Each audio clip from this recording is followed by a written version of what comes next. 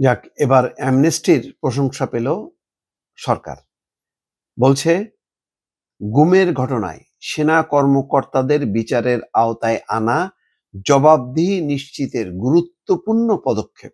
মানবতা বিরোধী অপরাধের ৩ মামলায় অভিযুক্ত ১৫ সেনা কর্মকর্তাকে আন্তর্জাতিক অপরাধ ট্রাইব্যুনালের মাধ্যমে বিচারের আওতায় আনার সিদ্ধান্তকে স্বাগত জানিয়েছে অ্যামনেস্টি ইন্টারন্যাশনাল।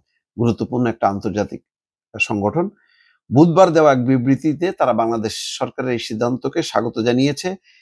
সংস্থাটি বলেছে, এটি প্রথমবারের মতো বাংলাদেশের সামরিক কর্মকর্তাদের গুমের ঘটনায় আনুষ্ঠানিকভাবে অভিযুক্ত করার দৃষ্টান্ত, যা জবাবদিহি এবং ভুক্তভোগীদের জন্য ন্যায় বিচার নিশ্চিতের গুরুত্বপূর্ণ পদক্ষেপ। আমি নিজেও বলেছি দর্শক, যে বাংলাদেশের ইতিহাসে এরকম ঘটনা ঘটেনি। এটা একটা ঐতিহাসিক ঘটনা, যে সার্ভিং সামরিক অফিসারদেরকে পাবলিক আদালতে নিয়ে আসা। এটা এখন সাব জেল বা এসি বাসে নিয়ে আসছে, সেটা অন্য কথা, কিন্তু আসতে হয়েছে, আত্মসমর্পণ করছে তারা।